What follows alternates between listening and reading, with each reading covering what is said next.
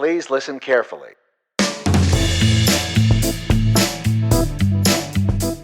Welcome back to the Extra Buttery Podcast. In our last episode, it was a bit of a quiet week for movie and TV news, but we've done a 180, and coming up on this episode of the show, we've got a full lineup for you. Starting off with some discussion about the surprise announcement that Christopher Miller and Phil Lord have been fired as the directors of the Han Solo Star Wars anthology film, so we'll dig a little bit into that. Then we'll take a look at the advanced buzz about some upcoming summer releases, in particular War for the Planet of the Apes and Valerian in the City of a Thousand Planets. Both of them are big, expensive-looking summer movies, and the reviews are starting to trickle in, so we'll go over those. Then we'll close things out today with two new reviews. First, Baby Driver, which just opened this week. I went to see it last night and was totally blown away. And then Jason will get us up to speed on The Mummy, which he just saw recently.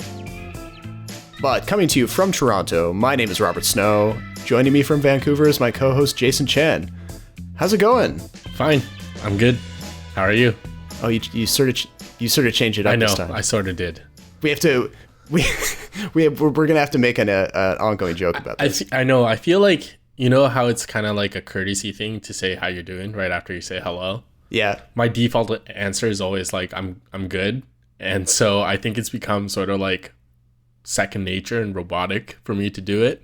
Like, even if I'm not feeling good, my automatic answer is just good. It's just like a reaction now. Yeah. It's kind of muscle memory. Yeah. It's weird. I'll work on it, though. Okay. I'll try to be not so boring. Well, hey, I mean, like any good podcast needs some in-jokes, so we'll see where this one takes us. But let's move into the first story we're going to look at today, and that's this Christopher Miller, Phil Lord firing from the Han Solo movie. Yes. This started to develop, I think, only a day or two after we posted our last episode, and it's had about a week to a week and a half to kind of get fully explored by all of the industry or all of the reporters, you know, on the entertainment beat. But how up to speed are you on this? Like, have you been tracking this one closely? So, like, I heard about it, I think it was the day after our podcast, actually. But I kind of had been following the story. I wasn't too interested in the Han Solo flick to begin with, because I wasn't sure what to expect. But I do know that I think they finished like the vast majority of filming, like 75% of it or something, before Kathleen Kennedy fired the two. I always thought they were kind of not so much odd, but kind of interesting choices for the project, though, considering that they had made their name with like a Lego movie, and tonally the Han Solo movie would have been, I think, very, very different. And maybe that's why they got fired, because it was too much like the Lego movie or something. Yeah, and there hasn't been a particular person, like a one member of the cast who's really come forward to kind of put their name to the inside story here. But what's kind of emerged from various unnamed sources is the idea that Phil Lord and Christopher Miller are well known for their improvisation on the set. You know, when they were making 21 Jump Street and 22 Jump Street with Channing Tatum and Jonah Hill, they would spend a lot of time on the set, you know, multiple hours at a time, just working through jokes, riffing off of things, trying to get the best possible line out of a scene. And it sounds like they were doing the same thing here, where they were working with Alden Ehrenreich and probably Woody Harrelson and definitely Donald Glover, and they were just kind of letting the cameras roll and seeing what came out of it. And then the footage that they were showing to the producers, Kathleen Kennedy and Lawrence Kasdan, at the end of the day, apparently Kathleen Kennedy was expecting to see, you know, like 10 or 12 or 14 different angles on a particular scene, like a lot of different options that could be tested out in editing. But instead they were only showing off like 4 or 5 different angles, but they were showing off a lot of material, a lot of jokes from those different angles. So it gets a little bit technical, you know, at least in the way that these things unravel on set. But it sounds like Kathleen Kennedy and Lawrence Kasdan were worried that the two directors just weren't shooting enough or putting enough variety into the shooting to make the editing process work. And so they kind of were shown the door. Fair enough. I think this is like another example of Disney being super controlling, of really having like really demanding their directors and the filmmakers deliver what they want. The other thing I can see is that if you remember back to Rogue One, I thought it was a surprisingly serious movie, a little too melodramatic sometimes, and I think maybe that's what they wanted to go with for Han Solo. But Han Solo's character lends itself to a lot of like snarky, funny moments, and maybe Phil Lord and Chris Miller went too far in that direction, and Disney was like, no, like, we're trying to be really serious about building this universe here. We can't have jokes because it's not the tone they want. Yeah, they were kind of worried that they would get an out-and-out comedy as opposed to a Star Wars film with maybe an extra little bit of comedy. I always got the feeling that the films were going to be tonally different. Or were they always going to be the same? No, I think they had a bit of flexibility, but it sounds like Gareth Edwards, when he was shooting Rogue One, even though he was trying darker things and he was, he had endings written that are for particular scenes that were actually darker than what we saw. That movie went through a lot of reshoots too. Exactly. But at least he was willing to at least show the producers a whole bunch of different takes, a whole bunch of different approaches to a scene to kind of prove that, like, all right, if you don't like this way I've done it, here's like a whole bunch more. Well, he is a huge Star Wars fan, so maybe he just didn't want to get fired. Maybe, yeah. So, and it's just very different styles of working, whereas it sounds like Lord and Miller, they were, they would set up their cameras and they would just keep working through a scene until they got really funny stuff, and that probably worried the producers a little bit. So it was just different styles of working. They were really intent on doing it that way. It sounds like there was more than a few arguments on the set over their style. Oh, I'm sure. And when you have people like Donald Glover and Woody Harrelson, it's some of the jokes can be pretty outrageous, right? Yeah. So who knows exactly how far they took certain ideas, but now they've brought in Ron Howard to kind of pace things over. And although, I mean, when's the last time Ron Howard made a good movie? Let's ask ourselves that question first. I mean, Rush was all right. It wasn't great. Like, would it have to be like A Beautiful Mind? Are we going to have to go back like 15 years? Yeah, I mean, for the last film that was like, that really stood out as being... And he's what I would call like a director's director. Like, I don't find him very experimental. No, I find him just quite good at just about everything. Just, pretty good at putting things together, pretty good at moving the plot along. He shoots nice things. But there's nothing horribly like... Well, I wouldn't say horribly, but there's nothing really distinctive about him, about his work. Yeah, I would agree with that. Maybe just some like supernatural elements in his movies that kind of pop up here and there. I think he's just there to more steer the ship into a straighter line. Yeah, and just kind of go over the footage that's been collected and see where the gaps are and use the reshoots that were already on the schedule to make the best out of the actor's time and all that. But for anybody feeling bad about Lord and Miller, they don't have to worry because they're on to their next project. Oh yeah, they're hotshots in the industry right now. Yeah, they're writing a animated Spider-Man movie, which will not feature Peter Parker, but Miles Morales, who is the other Spider-Man. He's African-American, isn't he? I think he's African. He's a minority of some sort, yeah. Or Puerto Rican, maybe? Yeah, something like that. Yeah.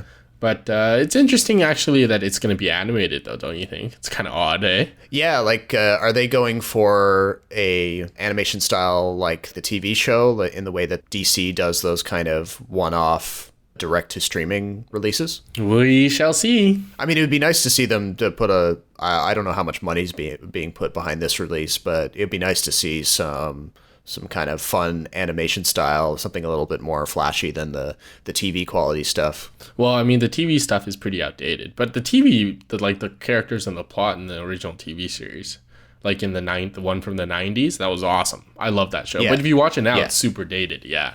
Like, the animation just doesn't make any sense. Like, you have, like, entire frames just, like, skip, like, 20 frames ahead. Oh, really? I didn't catch that. Yeah, because the animation is just, like, not smooth.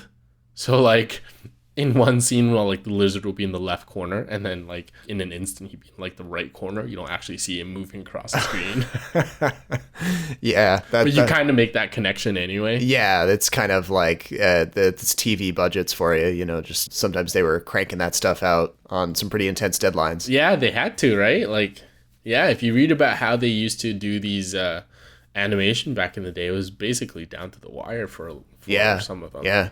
Moving on to other stuff that's coming up, we have advanced buzz ahead of War for the Planet of the Apes and Valerian from our favorite Luc Besson. Yeah. So of the two of these, there's a slightly different character to the advanced buzz.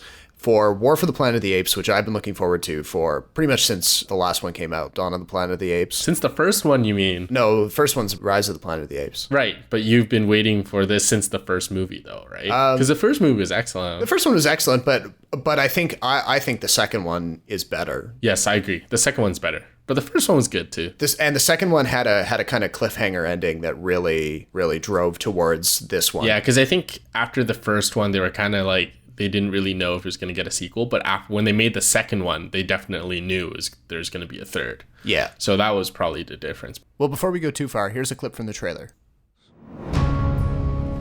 We are not savages. Apes fight only to survive. Bad human kill ape. All dead now, a long time.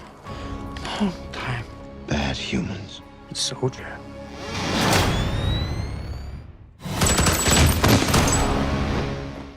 It's almost like, you know, these are the Planet of the Apes movies that we really deserve, because the first one, Planet of the Apes from the 60s, still holds up. You can watch that nowadays and still be kind of impressed by how far they got with the practical apes makeup, and Charlton Heston's performance is just as like, you know, you're just watching this guy scream and flail and everything. It's great.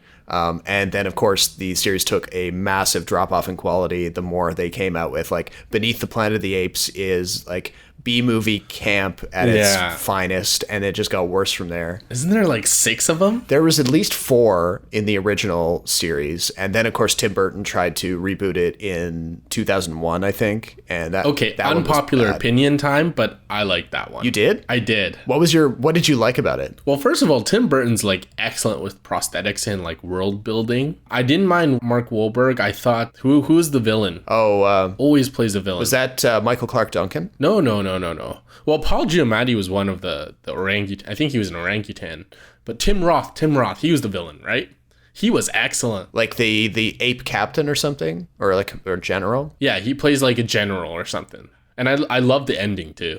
I thought it was pretty fun. Yeah. The Lincoln Memorial bit. Some people didn't like it, but I thought it was an interesting twist. Did you not like it? Out of the entire movie, I liked the ending the most, but I found... It's not a great film by any means, but I totally enjoyed it. No, but you think about Charlton Heston's performance in the first one, and that's something that's like seared in my brain. Like, I'll never forget it. And meanwhile, I can't really remember anything about Wahlberg's performance in the remake. Well, he kind of plays like your clean-cut action hero type. You know, the same kind of roles he's been playing for the past 15 years now. But I remember the biggest difference between the Heston one and the Burton one was that in the Heston one, like, the humans were meant to be even more primitive.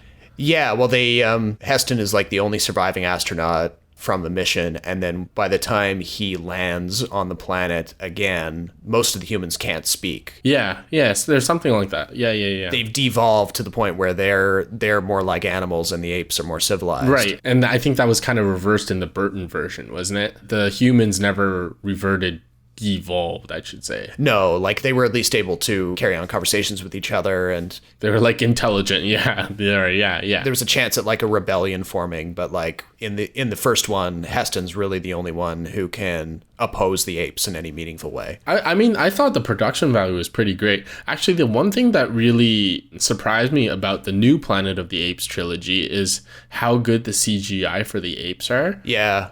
Because in the Burton version, I was like, well, you can't top practical effects most of the time, right? But I thought the apes in the new trilogy looked fantastic. And that might just be like Andy Serkis's performance. I think, yeah, there's a lot happening there. You know, he put so much effort into the facial expressions and the body language and everything. Yeah, Tim Roth would be like if you dropped him from the Burton one to this one, the Matt Reeves ones right now, I think he'd still fit in pretty perfectly, yeah. But the advance buzz for this third one, War for the Planet of the Apes, like I've seen people saying that it's one of the most significant blockbusters of the last 10 years. That's really good to hear. It succeeds on like every level. So I'm trying not to get overhyped because I don't want to go in and then start seeing flaws and then feel disappointed, because that, you know, that can happen. Right. But that's a pretty tall order too, though, right? Like the best blockbuster in the past 10 years. Well, maybe not the best, but definitely in the top 10. Like, well, we've had quite a few. Yeah. So I mean, that says something. So I'm and it apparently, like, it's emotionally, it's also delivering in ways that even Dawn of the Planet of the Apes couldn't, because maybe the you know, there's always going to be critiques about the human characters in these ape movies, where they had James Franco in the first one and Frida Pinto, I think, and then in this second one it was a completely new family with Jason Clarke and who played Jason Clarke's wife in that one? I can't remember. But anyways, like, it was a new cast of human characters, so, you know, they had to build those people up a little bit, and, you know, there was a bit of time spent that way. I mean, one of the biggest things about the Burton one was so much of the focus was on Wahlberg and the humans, and then this one, it's clear like the apes take center stage. Like, it's clear Caesar is the main character, and he's on the screen a lot. I have no problem believing that it'll be the best blockbuster of the summer, because so far the ones that I think people have expected to be big haven't been as big. Granted, we're not even in July yet, but if you look at it, Pirates hasn't done well. Transformers hasn't done well. Not that really anyone expected them to do well, but they're underperforming financially too, which not to like bomb level, like it's not like they're going to be a loss for the studios in any capacity, but yeah, they're not delivering the goods. But hopefully they stop making the movies. The other one is Valerian, which I'm really, really skeptical about, because yeah, I know. I'm not a huge Luc Besson fan. I think Dane DeHaan's had a couple interesting choices in his career, and Cara Delevingne, I don't know if she can act at all. So yeah, and I mean, I don't want to make it sound like I'm an apologist for this movie, because I know that I've come out to defend. You did see Jupiter Ascending, so yes. Well, I mean, I saw Jupiter Ascending at the same level of curiosity as I'm going to see Valerian, but right, but it's like a sci-fi kind of like CGI heavy kind of exploration. Yeah, kind definitely. Of yeah, there's some common DNA there, but I think where Valerian has some potential is in connecting up to the world that we kind of got a taste of in The Fifth Element, which was probably Luc Besson's most widely regarded movie of this type. But it took years to build that following too. And it was a lot of it was done through home video and rewatching it and stuff. So that definitely took some time to build up that goodwill. So this one, it doesn't sound like this is like a direct sequel or anything, but it may connect up at least in the larger universe. Just to get a taste of Valerian, here's a clip from the trailer. Welcome to Alpha.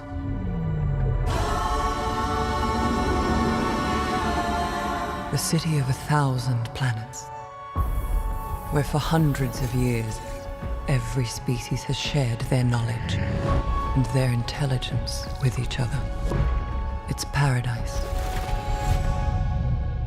Amazing. The advanced buzz that we're seeing suggests that, like, visually, it's apparently fantastic. Like, if you have any taste for these kind of big space opera type sci-fis with lots of different races and locations and everything, you can get sucked in pretty easily. And apparently the 3D treatment is really good too. It's one of those rare 3D movies where the 3D is actually enhancing the experience. But as is often the case with movies of this type, the story tends to feel a little bit more generic, especially in the latter half, apparently. Yeah. Are you familiar with the story? Like, it's based on a graphic novel. It's based on a graphic novel. All I can really suss out is just what the trailer suggests, which is that, like, Dane DeHaan and Cara Delevingne play some sort of interstellar police officers, and they get put on a case which leads them all across the universe, and there's probably some villain. Is there a reason why they're so young? The actors themselves aren't super young. No, but they look very young, and I'm just wondering, like, they just seem a little young to be cops, you know? Some sort of, like, intergalactic security force. It's just like,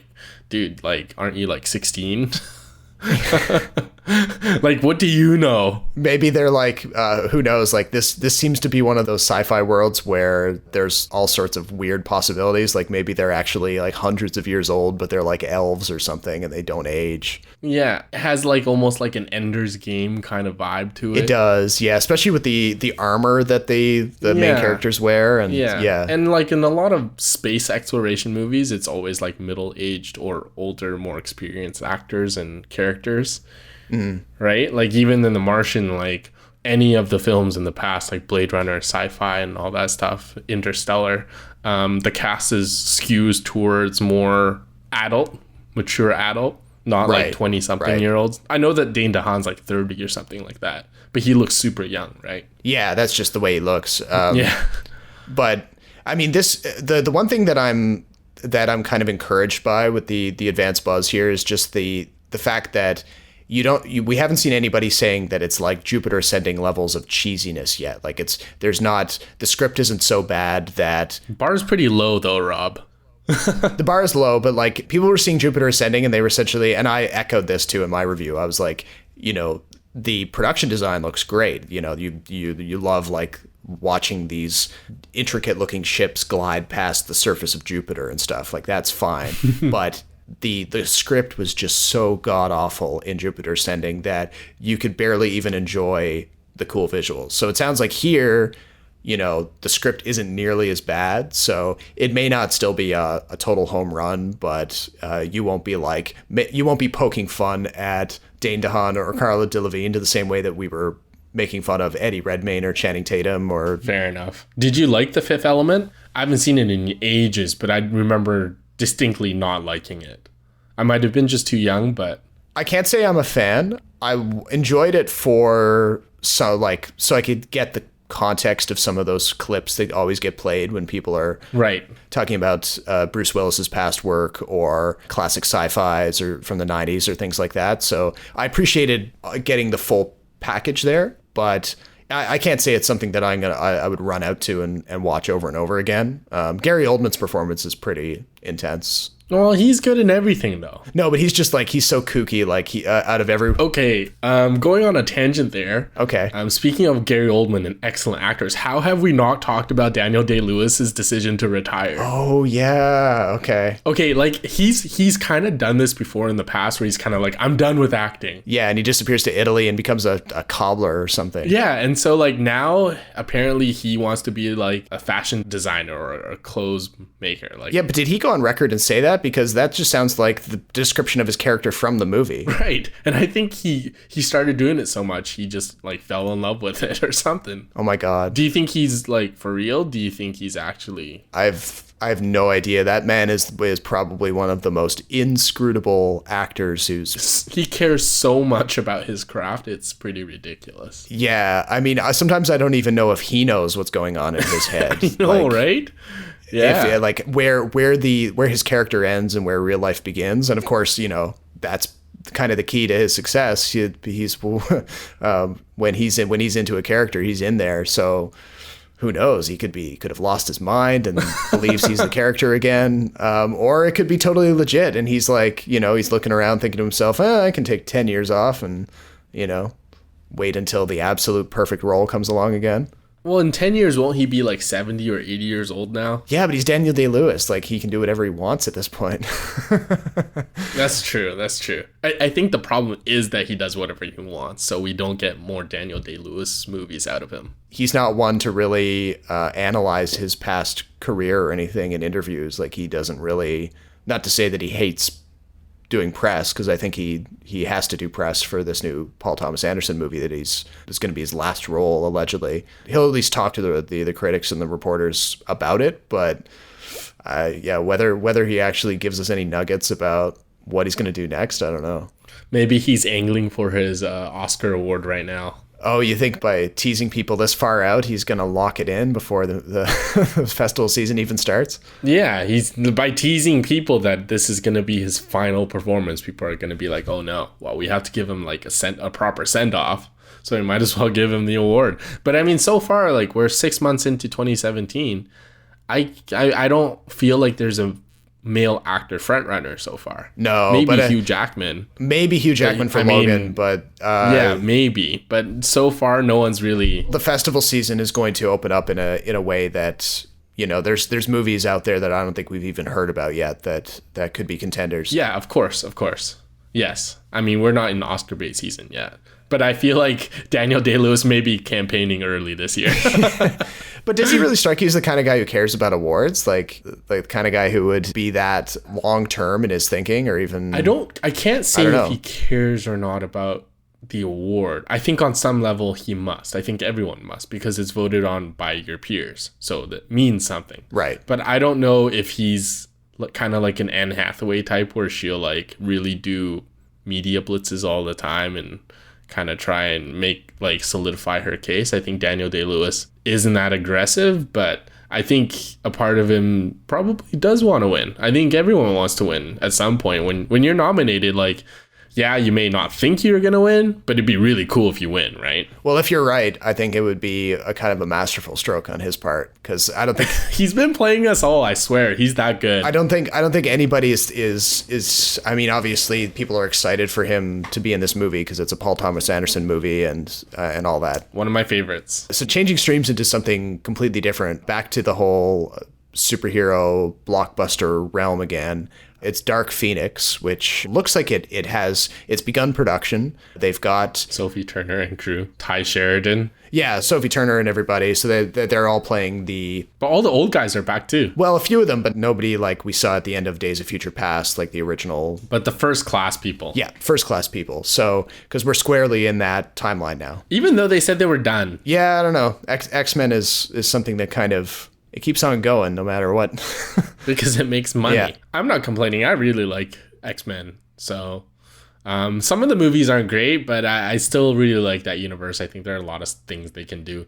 It's just unfortunate that they're already rehashing a story that was done in X-Men 3. I think this one will be done better, but I'm not convinced that it will be any better than Apocalypse either. Because don't you worry that they're rushing into the whole Dark Phoenix thing? I mean, we barely even had time to get to know Sophie Turner's version of Jean Grey. Well, I mean, that's kind of one of the reasons why... One of my gripes about Apocalypse is that even though there seemed to be a lot of character development, the characters still seem very malleable. Like they're not very... You still don't know them very well.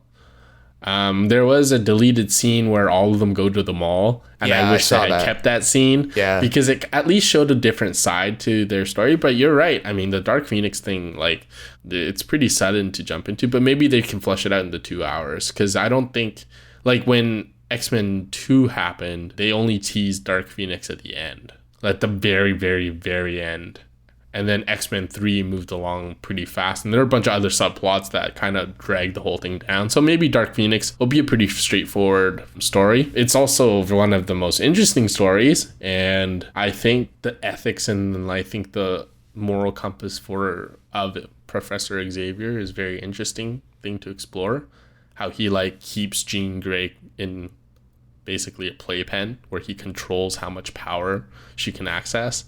And all that, but that's just me nerding out about X-Men. It does pose some interesting questions, because the last time around there was the relationship between Hugh Jackman's Wolverine and Jean Grey, and how, you know, he ultimately has to make the decision to kill her to stop the Dark Phoenix from destroying the world, essentially. So this time around, you know, now that Hugh Jackman has bowed out of the X-Men movies with Logan, it kind of falls to a different type of relationship between Jean Grey and Professor X. That's a different way to frame it, I suppose. And I'm not familiar with the original comics, so I don't know how that compares. Simon Kinberg is the director, and he was one of the original X-Men crew. Like, he had written some of the previous movies from way back then. Does he have many directing credits? I'm not super familiar with his stuff. No, that's the thing. No. It's his first feature film. Oh, okay.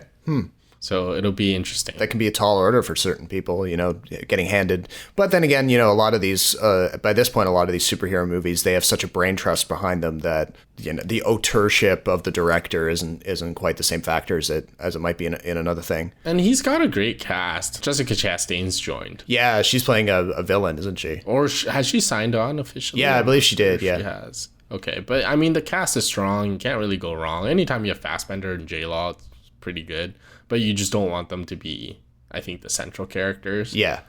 Because you need to decide which characters you want to focus on. You can't give everyone the same amount of screen time. It's just the way it works. It's just, you can't. There's not enough time.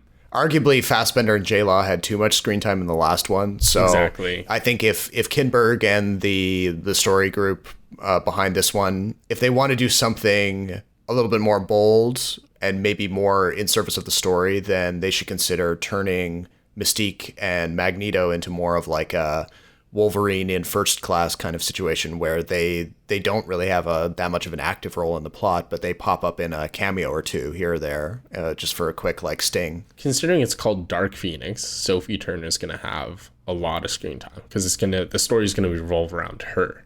Right. And I think the jury's still out on her because I don't think she's ever been the best character or best actress in Game of Thrones. Ooh, you're gonna set off a few Game of Thrones fangirls. She's not the best. She's clearly not the best. I don't know. I've heard some pretty impassioned defenses of her on the most recent season. Like her character or her performance? Her performance. There's a lot of fanboys and fangirls out there. This upcoming season will be really telling, but she's never struck me as someone who can carry an episode or a movie. All right. Yeah, that's something to keep your eye on. That brings us along to the next little bit that we were just going to touch on before we get into the new reviews that we've got. And it's just a little tidbit on the new project that the team behind Nightcrawler has sold to Netflix. And at this point, I don't believe we know very much about this movie at all. Like, we don't have a title or even a premise, as far as I know. But if you were a fan at all of Nightcrawler from 2014 with Jake Gyllenhaal and Rene Russo and Riz Ahmed, then you might be intrigued by this because Gyllenhaal is reteaming with Russo and Dan Gilroy, who wrote and directed Nightcrawler, and they've got something in the works for Netflix. So that's kind of intriguing. He's proved. Well, did they say how much Netflix bought it for? I didn't see a figure, but because it's not a big budget film either. Are we thinking like maybe 15 million or something in that neighborhood? I have no idea. I know it's not going to be a big budget movie. So, I mean, that suggests that there probably won't be like a major effects kind of component. Like, it could be more like... Well, neither did Nightcrawler. It doesn't mean it won't be good or anything. No, I just no. imagine it'll be similar in structure and tone, where it's like a very self-contained story where it doesn't sprawl out in like 10 different directions. Yeah, and they won't be relying on like big action set pieces or anything. So no, and I think Jake Gyllenhaal's the type of actor who can be on the screen for a full hour and you'll never get sick of him. yeah. You know, like he's got good acting chops too. And Rene Russo kind of had like a little resurgence with Nightcrawler. Mm-hmm. Yeah. And I think, I don't know, we'll have to see, but this is definitely intriguing because Netflix has so far invested a lot of money into providing original content. Yeah, but they're only just recently making announcements about canceling some of their original series. Yeah, and it's, you're going to hit and miss a couple times on these things. It's just, you can't be perfect. Yeah. But Netflix needs to hit pretty big on some of these ones, to really make back what they put in. Yeah, and we still don't, they never talk about performance in terms of audience numbers. That's like one of the cardinal rules. So it can be really hard to, I mean, you can you get a sense of how well something's doing from, how much people are talking about it, and like whether the average people you run into at the office or friends of yours, whether they've seen it, but you'll never get the hard and fast numbers like you would with box office reports. And it's also because I think there's so many different metrics now, and some metrics are better than others. So it's pretty tough to say. So because Netflix is a public company, maybe they'll be more transparent about what they deem as viewers. Because, I mean, once in a while you hear some crazy stat about how like 1 in 3 people on Netflix watch an Adam Sandler movie. And I'm like, where the fuck do you find these people? I don't know a single person who has a Netflix subscription who watches Adam Sandler. Neither do I. I mean, is it just when people are drunk and they can't remember it when they go to take the survey? Or like, is Adam Sandler some sort of like international superstar outside of North America that I just had like no clue about? Like, you know what I mean? Yeah.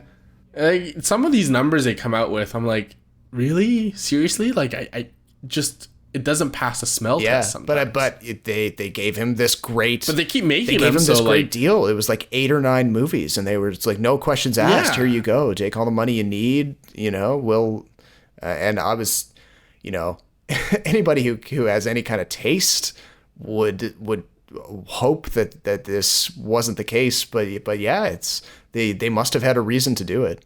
Anyway, moving on to better topics. You saw Baby Driver. I did. And you were really excited. I know you really liked it because you texted me right after the movie. And that's when I usually know you're pretty pumped about something. I was kind of fired up. I wanted to talk about it. And it might be with Edgar Wright's movies. I think part of my love for his movies is just because I work, you know, part of my job is as a video editor. So there's a part of his style that's very dependent on the rhythm of his editing, the way he will take like a mundane object, like a person's hand on a doorknob, or these like close-up shots of things that shouldn't matter, and the way he assembles them together, it just builds so much extra tension and interest. And he did it throughout Shaun of the Dead, Hot Fuzz, and The World's End, and Scott Pilgrim too. But Scott Pilgrim also had the added benefit of having a more comic booky, supernatural flavor to it. So in Baby Driver, he's back at it again. He's got this heist thriller with Ansel Elgort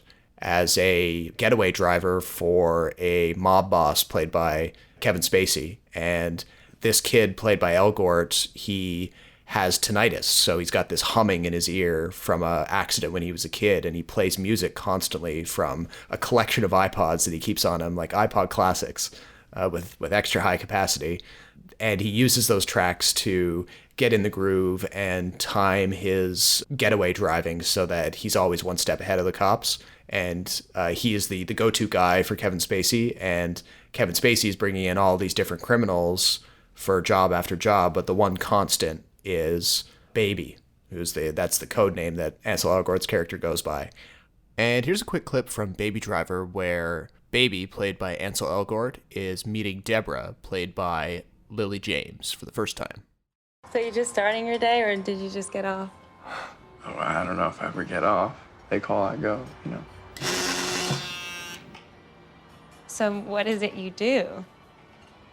I'm a driver. Oh, like a chauffeur. You drive around important people.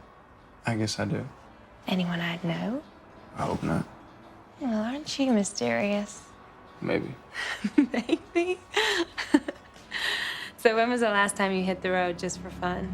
Yesterday. I'm jealous. Sometimes all I want to do is head west on 20 in a car I can't afford with a plan I don't have. Just me, my music, and the road. I'd like that too.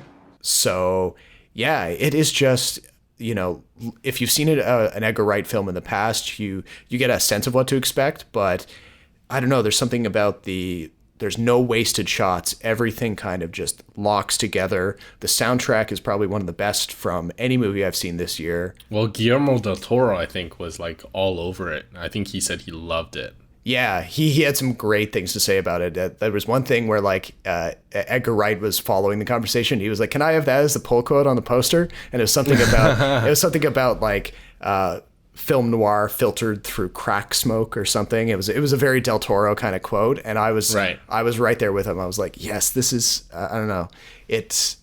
There's this energy about the movie that we don't see very often, and it's made all the better by being a totally original story set in Atlanta. You know, they're putting the city on display. They're not trying to make it look like New York or Los Angeles. There's this kind of like this kinetic feeling to it, this sense that there's so much more in there, and if the more times you watch it, the more cool little references and things that you'll be able to draw out. Is it kind of like Scott Pilgrim? I would say it's less idiosyncratic than Scott Pilgrim. There's less kind of weird character moments, and some people might argue that there's less of a comedy side to it. You know, there's more of these action set pieces surrounding the car chases and the heist stuff. It's also maybe a little bit more violent than your average Edgar Wright one, where he tended to use violence for comedic ends in the past, but now it's got more of a real world implication. But the other thing I liked is he's working in a genre that is pretty well established. You know, by this point, you know, if a savvy moviegoer can watch one of these movies and maybe by like halfway through, they can probably figure out roughly where all the characters are going to end up, like which ones are going to die, which ones are going to survive. But this time around, even though that's still true of Baby Driver, like you can still kind of figure it out, you can't quite predict when or how it's going to happen. And there's still a few surprises in there. The way things play out, the way characters either leave the picture or survive it still throws you for a loop at certain times. You're like, oh, okay. I didn't think he was going to do it that way. So that was kind of cool. So this is a movie where a sequel is likely. I don't know. I think they could do a sequel if they wanted to, but I don't get the sense that I think Wright would only do one if like everybody on the production really wanted it to happen, and if he got like a really killer idea for a story. But it exists on its own. Like it doesn't have a really strong call out for a sequel at the end. Right. Okay. But I mean, if it does well, I think studios are just going to want to. Maybe, but I mean, he's always exercised a lot more creative control over these types of movies. Like he didn't necessarily have to make a sequel to Hot Fuzz. He was kind of like coaxed into it. It felt like so. Right, but that was part of his like trilogy too, right? Yeah, but he even admitted that the idea of those movies being a trilogy was a bit of a joke. Okay. Like even referring to them as the Three Flavors Cornetto trilogy, like the idea that there's... I was going to say it's based on an ice cream cone. Yeah, so that was apparently that was more born out of like a fan picking up on the fact that the same brands of ice cream cone were eaten in Shaun of the Dead and Hot Fuzz. And so they didn't necessarily have, like Edgar Wright admitted that he didn't really have to, but it just kind of happened organically from working with Simon Pegg and Nick Frost on a third one. They were like, okay. Yeah, Baby Driver, you might see it be a sequel, but I don't get the sense that the studio is going to really pressure him to make one unless he really wants to. Right. Okay. I was it's good that you say that because I was kind of skeptical at first because Edgar Wright has a very unique way of editing. Like, what's the shot where he does where like it's a full glass of beer and then... Oh, and then he cuts. Yeah, that's like a snap cut. A snap cut. Yeah. So... that kind of gets grating sometimes. That's one of the reasons why I didn't like... Was it called This Is the End? No, that's not. The World's End. The World's End. Yeah, that's one reason why I didn't like The World's End that much. I think the kinetic editing sometimes can take away from the story, and that's just his style, which is great. It's just not something that I find particularly interesting. But now that you said it's a good movie, maybe I'll go check it out. Yeah, because the premise itself, I think, is pretty interesting. Yeah, and there's a lot of emotion there, like and I can kind of see how he would cut the car chase scenes. Yeah, so it'd be interesting to see if he kind of like if it meets expectations. You might expect it to be a movie that has like wall to wall car chases. Like it's we're not talking like Fast and the Furious or anything here. Like I would say there's maybe Fast and the Furious's car chases aren't even car chases anymore. True. Yeah. But I would say there's really only one major car chase in the entire movie in Baby Driver. And then there's snippets of other ones. Same thing with the heists. Like we never really see a full heist. So the movie's not really glorifying that stuff right to the extent that it could. So it's more in the characters' heads, and the plot doesn't really get started until we see a heist almost come together the way that other successful ones have, and then it starts to fall apart. And that's where the most of the tension goes, and where we see the characters are kind of splintering and things. That's good that you mentioned fall apart, because I feel like the Dark Universe is falling apart before it's even gotten started. Oh, epic segue. Did you see The Mummy? I did not. No, I couldn't. I couldn't bring myself to do it. I was like, why not? Like, why were you not interested in it? I don't know. Part of it was I was catching up on some programming here at the TIFF Lightbox, so like. I was already seeing too many screenings in a week, shutting myself off from society. No such thing. So part of it was that, and I don't know. I really wasn't in the mood for like Mission Impossible rehashed with Universal monsters. Like the combo just didn't seem attractive to me, and that combined with like the bad press, like it kind of got to a Transformers level where I'm like, I can't even have fun hating this. But I don't know, what was your take? Like, was there anything redeemable about it? Because the critical consensus made it sound like it was just garbage. So, like, the thing with Rotten Tomatoes sometimes is, like, everyone references, but when it's, like, 15% or something low like that, or whatever the Mummy was, like 25, 23%, whatever it was, it just means that only 23% of the critics liked it. Doesn't mean only 23% of the movie is watchable. Yeah. Which is what I think happened to The Mummy, where the advanced buzz wasn't very good, and Tom Cruise is a kind of a divisive celebrity, and so people just weren't interested. My biggest problem with The Mummy was that it was boring as hell. I fell asleep in that movie. And you actually did, like, you sleep. kind of went like, huh. Yeah, I kind of like dozed off for like, I think a good 5-10 minutes. But were you bored because it was too much of like a mishmash of other stuff, or was there? That's the problem. Like, the execution is okay. Tom Cruise, I think in my mind, especially in The Mummy, did a good job, and he's still to me a legit action movie star, even though he looks a little older. I can't really fault one thing with the movie. It's just that everything kind of falls flat. The characters are kind of flat. The plot is too convenient. The villains are not very interesting. It's obviously trying to lay the groundwork for an entire universe that I already don't care about. As a fan of the original Mummy with Brendan Fraser, which was like back in 99, it pales completely in comparison, because the Mummy in this, Tom Cruise's Mummy, is so generic. There's nothing new, nothing exciting about it. And like you said, the moment you start watching it, you kind of wish you were watching another action adventure instead. You're thinking to yourself, oh, like Tom Cruise, he feels like he's playing Ethan Hunt again. I'd really prefer to be watching Ethan Hunt. A little bit. Part Indiana Jones, part Ethan Hunt, part, Jack Creature kind of thing. The other thing, too, is Russell Crowe's in it, and he played a much bigger role than I thought, and he just was not good. Yeah, because they're trying to set him up as, like, the connective tissue for the other ones, right? Right. He's like Dr. Jekyll. I think he serves the purpose of just spewing exposition. Oh, yeah. I hate that so much. I know. That's another thing, just exposition throughout. Yeah. So you had a narration in the beginning, you had to go back and do the Egypt story, and that's a lot of narration. I think Sophia Boutella was hugely underused because she didn't get many lines. All she does is kind of like show up once in a while, be creepy, Scream a bit, yeah. Doesn't really say a heck of a lot, kind of give you an evil look here and there, which was too bad. Because the villain in the Brendan Fraser Mummy was actually kind of hilarious and kind of interesting. Yeah. Jake Johnson, who kind of plays his sidekick, had like a weird subplot where he kind of like comes back as a zombie type person. I didn't really get that. I didn't think he was very good at comic relief, actually. And it was directed by Alex Kurtzman, who I believe was one of the many writers on Transformers. Yes, yeah. And that Transformers tone and aesthetic is kind of transferred in The Mummy, where everything's pretty dark and gloomy, except with just like flashes of light here and there and explosions and everything. Yeah. So visually, I didn't find it too appealing. There's a little plot twist at the end in regards to Tom Cruise's character that I just thought was completely out of place. Oh.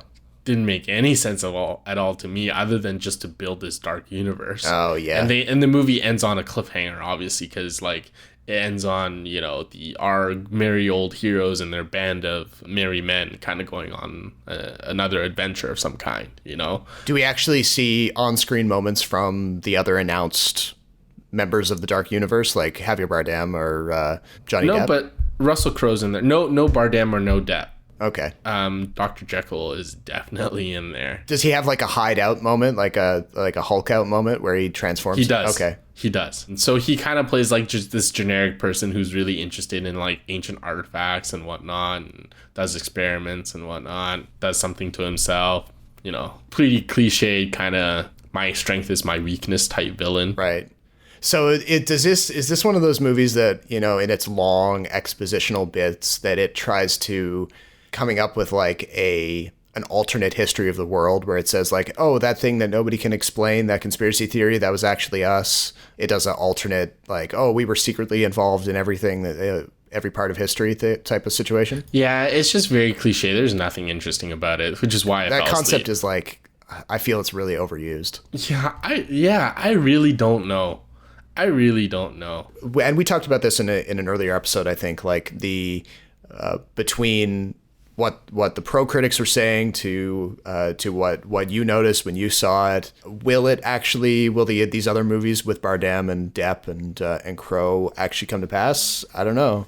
I guess it depends how much Universal wants this to happen, like whether they want to risk another big expenditure to see if it'll take on the second time round. And after the movie too, I thought the audience was kind of lukewarm. Like there wasn't any applause. There wasn't really any real talk. People just kind of shuffled out of the theater and that was it.